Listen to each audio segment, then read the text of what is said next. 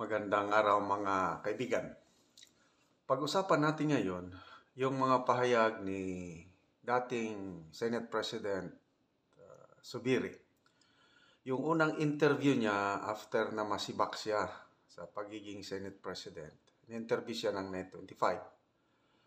Doon, nilabas niya yung hinain niya na parang trinaidor siya ng mga kaibigan niyang senador.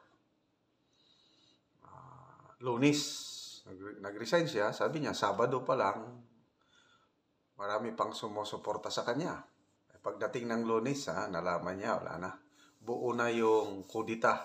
Kaya inunahan niya yung kudita, nag-privilege speech at nag-resign. Heartbroken siya. Inamin niya, may pagdaramdam kasi nga, trinaidor siya. Binanggit niya yung dalawang dahilan bakit siya sinibak. Kasi nabanggit niya, may makapangyarihang tao, powers that be, na utak sa pagkudita sa kanya. So mamaya natin pag-usapan sino yung makapangyarihang tao. So dalawang dahilan. Una, sabi niya na as early as January, doon na, maugong na yung balita na papalitan siya as Senate President kasi nga, kinontra niya yung People's Initiative.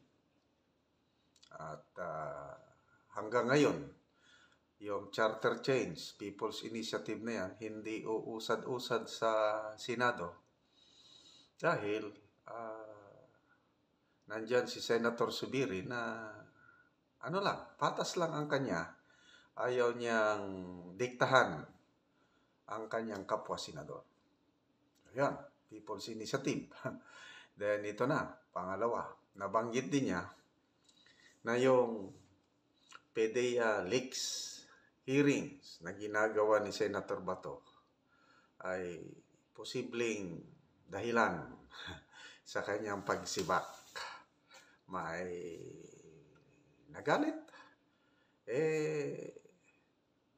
Bakit hindi niya napatigil? Bakit pinapabayaan niya na tuloy-tuloy ang PDEA leaks hearing? So, may nagalit sa kanya. Ayun, sinibak. So, sa kanyang emotional speech sa Senado, yung pagre-resign niya, binanggit niya yung powers that be. Nasagasaan niya ang makapangyarihang tao na hindi niya sinusunod ang utos, not following instructions. Sa amin sa military, pag hindi ka sumunod sa utos ng nakakataas, yung mga superior, mga commanders, talagang sisanti ka. Okay lang, dahil sa military life, obedience is all that counts. Dahil kung hindi ka marunong sumunod sa utos sa military, hindi ka sa silbi. You had to follow. Dito, sino ang nag-utos sa kanya na ipapagawa ang mga bagay-bagay na hindi niya nagagawa? Makapangyarihan, powers. Mas makapangyarihan sa kanya. So, ito ako medyo napatawa. Umiling na lang ako kasi tinanong siya ng nag-interview sa kanya sa Net25. Sabi, Senator Zubiri, nabanggit mo naman lang na may powers, makapangyarihang tao na nasa likod ng pagsibak sa iyo. Pwede bang sabihin mo kung sino yan para malaman ng taong bayan?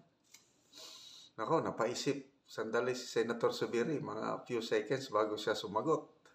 Akala ko, sasabihin niya yung pangalan. Sabi niya, huwag ko na lang sabihin. Ganyan talaga ang politiko sa ating bayan. We must just go to the flow. Sabi niya.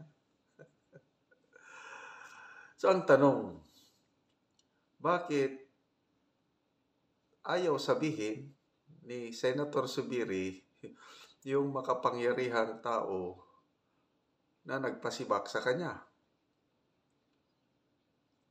Siguro out of courtesy, ayaw niya ng gugulo. Manahimik na lang ako. I'll just spend time with my family at yung trabaho ko sa Senado, ganun lang. So, ayaw niya na siguro ng gulo. Ayaw niya nang iinit pa ang political tension, kaya hindi niya sinabi.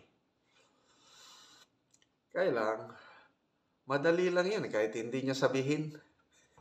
Mayroon akong nabasang post kanina ng isang netizen. Pangalan niya Beto Ben Crasco. Alam nyo na. Alam nyo na. Alam. May word yung alam, di ba? L-A-M. Alam nyo na. Ganun lang yun. Na kahit hindi banggitin ni Senator Zubiri yung nagpatalsik sa kanya, ang taong bayan na nagmamasid, yung may open mind, yung gustong malaman ng katotohanan, madaling i-conclude sino ang nagpasibak kay Zubiri. Maliban lang sa mga tao na mga blind, wala lang. Ayaw nilang buksan ang kanilang isipan. Para silang mga kabayo nga nakaganyan lang, hindi tinitignan. Si Senate President Zubiri, siya yung third highest official of the land. So, sino yung dalawang mas makapangyarihan sa kanya? Hindi, Vice President, hindi President. So, sino? Kasi makapangyarihan, sabi niya. So, dalawa lang ang makapangyarihan kay Senate President Zubiri. Was it the Vice President, ang makapangyarihang tao na nagpatanggal sa kanya, o was it the President? Dalawa lang yan. Or, alam nyo na, baka may tao na mas makapangyarihan pa sa President. Yung nasa likod lang ba, yung tahimik, walang mandato, kaya lang, I don't know, hindi may paliwanag na pag nagsalita yung tao na yan, walang magawang presidente, kundi susunod. O baka yun. Alam nyo na. Okay. Total, nabanggit naman lang ni Senate President Zubiri yung dahilan, yung pagsibak sa kanya is yung Chacha at saka yung PDEA leaks hearing. Yun ang dahilan. Sabi niya. Sino yung na-involve ng mga tao doon sa Chacha? Sino yung gustong-gustong mag-Chacha? Wala nang ibang priority kundi charter change. Bakit gusto nilang mag-charter change? Dahil, punot dulo ng kahirapan, yung 1987 Constitution. Sabi naman ng Sinorbey, 88% ayaw nila ng charter change. Kalukuhan yung charter change na yan. Kasi, hindi naman bobo ang mga Pilipino. That has been there 1987, 37 years na yan. Nakasurvive naman tayo. Kaya to me, hindi problema yung charter or constitution natin. Ang problema, ang mga namumuno sa bayan. Kaya nagsalita na ang Pilipino, 88% nagsasabi na ayaw nila ng charter change. Anong gusto ng Pilipino? Pababain ang presyo ng mga bilihin. Yun ang tutukan, hindi yung charter change. Then, sino ang na-involve sa PDEA leaks investigation? Yun na. Kung sino yung issue, yung gustong-gusto nilang ipatigil ang PDEA leaks investigation na pati Senator Bato, wala na, binabatikos na ng mga kongresista. Waste of people's money. Yung hearing na yan, dapat daw mag-apologize si Senator Bato sa presidente dahil nasisira daw, nadadamay daw ang pangalan ng presidente. Hindi naman pinapatawag ni Senator Bato ang presidente. Sina Morales naman lang, sina James Comar, sino pa yun? Ochoa, kasi ang sinisentro ng investigation ay yung leak of documents.